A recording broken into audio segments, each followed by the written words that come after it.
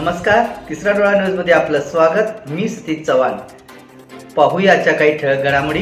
केवळ वर्षातून 5 दिवसच नव्हे तर कायमस्वरूपी विक्रीसाठी बाजारपेठ मिळवून देण्यासाठी लवकरच शासनाकडून सांगली जिल्ह्यात उमेद मॉल उभा केला जाणार आहे। यातून महिला वर्गाचे जीवनमान आणखीनच उंचावेल असा विश्वास सीयू विशाल नरवाडे यांनी व्यक्त केला। सांगलीतील कल्पद्रुम क्रीडांगणावर आयोजित कृष्णाई मिनी सरस प्रदर्शनाच्या उद्घाटन प्रसंगी सीयू विशाल नरवाडे बोलत होते।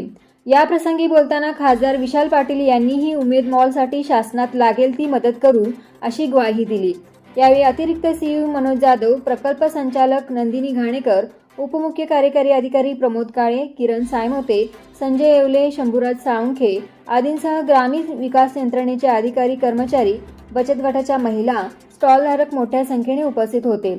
दरम्यान खासदार विशालदादा पाटील, सीयू विशाल नरवडे यांनी स्टॉलला भेट देऊन विविध वस्तूंची पाहणी केली।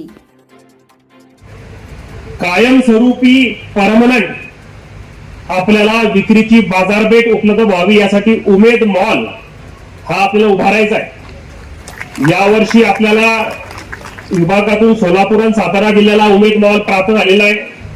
पुढच्या टप्प्यात पुढच्या वर्षी नक्कीच आपल्याला उमेद मॉल प्राप्त होईल।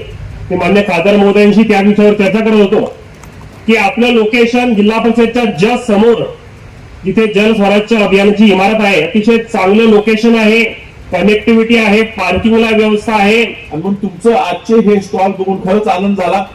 ह्या पुढे कसं वाढवता येईल, मॉलची निर्मिती करायचा आज चांगला प्रकल्प आज महाराष्ट्र शासनाने हाती घेतलेला आहे।